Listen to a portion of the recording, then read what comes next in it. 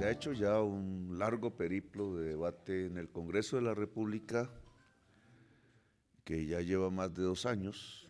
Las reformas que se presentaron al Congreso de la República, 3 fundamentales: la pensional, la laboral y la de salud, son la expresión genuina del voto popular por el presidente de la República en el año 2022. Son el programa de gobierno que se inscribió en la registraduría y que tuvo la mayoría electoral de Colombia. Lo que presentamos allí no fue un capricho del presidente, un devaneo ideológico, fue la esencia de lo que el pueblo pidió, primero en el estallido social y después en las urnas en el año 2022. La fuerza de ese estallido social se calmó con otra fuerza más tranquila, la electoral, que unos meses después se expresó.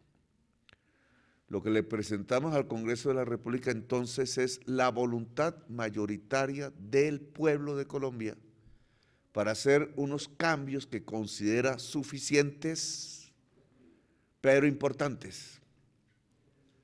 El estallido social no fue por nada, fue porque las condiciones de vida de la población se habían deteriorado profundamente, porque la reforma pensional de la Ley 100, que es la misma de la salud, y las condiciones de flexibilización laboral que hace aproximadamente 30 años, en los principios de la década de los 90, se aprobaron, han dejado de ser pertinentes en el mundo actual y en la sociedad colombiana actual. Con mercados simples no se logran garantizar derechos universales. Después de 30 años, solo hay que leer los datos y lo sabemos. La promesa que la Ley 100, la Ley 50, iban a lograr derechos universales y dignidad del trabajo no se cumplió y llevó a la sociedad colombiana a mayores niveles de pobreza y fundamentalmente de desigualdad social. Por eso estalló la sociedad. Y por eso el presidente, elegido por esa mayoría de la sociedad, presentó al Congreso las reformas para superar esos problemas y garantizar derechos universales fundamentales estatuidos en la Constitución de Colombia, pero que no se han cumplido.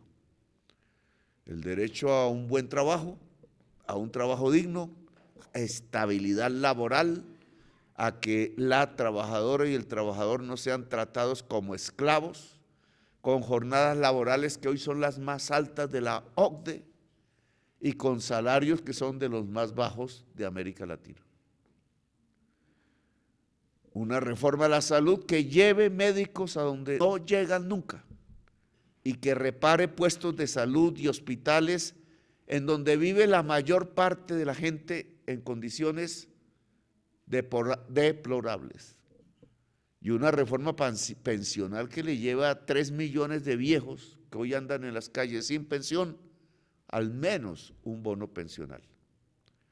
Sobre estas 3 reformas, la oposición se ha alzado y hay un bloqueo institucional contra el voto popular del año 2022. Y nosotros creemos que ese bloqueo institucional hay que superarlo si queremos democracia y paz en este país. Democracia y paz significa derechos para las personas, no esclavitud. Significa salud para las personas, no business. Significa pensión para los viejos y no que se mueran de hambre. Eso es democracia y eso es paz. La reforma laboral, que ya la mayoría de la Comisión Séptima piensa hundir, lo único que planteaba era que si había horas extras, trabajo en festivo, se pagara un poco más. Lo único que planteaba era que si una mujer tenía menstruación, pudiera tener una licencia laboral, como un derecho de la mujer. Lo único que planteaba es que a las mujeres trabajadoras y a los hombres trabajadores no se les contrate por 2 meses, 3 meses, cuando sus funciones son misionales, sino que se les contrate a término indefinido para garantizar estabilidad laboral y no esclavitud, y no acoso laboral y sexual contra las mujeres en las empresas. Lo único que proponía es que los médicos residentes tengan un salario. Lo único que proponía es que los contratos de aprendiz del joven en su primer empleo tenga un salario justo y no explotación. Eso es lo que ha querido hundir la Comisión Séptima con engaños. La Comisión Séptima en su mayoría decidió engañar al gobierno, a la Cámara de Representantes, que hizo un gran trabajo y que buscó consensos, y al pueblo trabajador de Colombia. Decidieron defender al rico de Pulón y no a Jesús el carpintero. Ese es el resumen de lo que hizo la Comisión Séptima en sus mayorías. Y el gobierno ha decidido otro camino.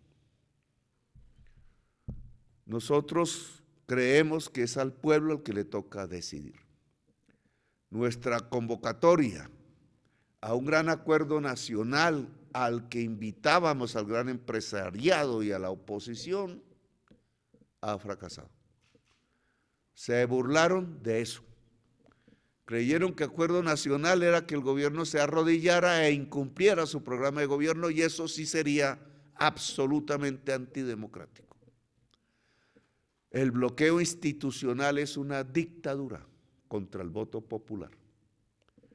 Y al bloqueo institucional se le responde con democracia real. Y la democracia real la decide el pueblo. La participación de la ciudadanía, ya que sus representantes no fueron capaces de hacer eco de su voz en las elecciones del año 2022.